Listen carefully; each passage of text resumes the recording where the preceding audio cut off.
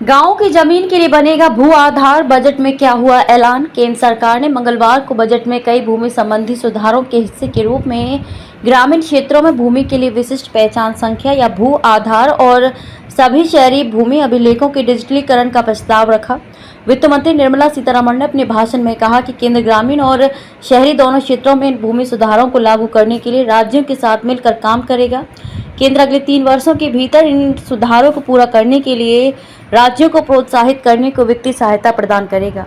सीतारमण ने कहा कि ग्रामीण और शहरी दोनों क्षेत्रों में भूमि संबंधी सुधार और कार्यवाही में भूमि प्रशासन, योजना और प्रबंधन और शहरी नियोजन, उपयोग और भवन उपनियम शामिल होंगे।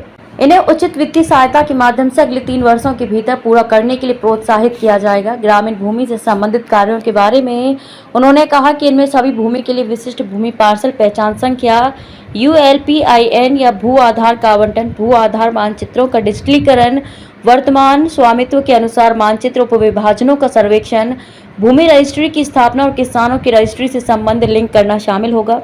मंत्री ने कहा कि इन कार्यों से ऋण प्रवाह और अन्य कृषि सेवाओं में भी सुविधा होगी। शहरी भूमि से संबंधित कार्यों के बारे में सीतारमण ने कहा कि शहरी क्षेत्रों में भूमि अभिलेखों को GIS मैपिंग के साथ डिजिटल किया जाएगा। संपत्ति रिकॉर्ड प्रशासन और कर प्रशासन के लिए एक IT आधारित प्रणाली स्थापित की जाएगी। इससे शहरी स्थानीय निकायों की वित्तीय स्थिति में सुधार करने में भी मदद मिलेगी। वित्त मंत्री ने रेखांकित किया कि केंद्र सरकार आर्थिक विकास के लिए व्यापक दृष्टिकोण को रेखांकित करने और रोजगार के अवसरों को सुविधाजनक बनाने और उच्च विकास को बनाए रखने के लिए सुधारों की अगली पीढ़ी का दायरा निर्धारित करने को एक आर्थिक नीति ढांचा तैयार करेगी।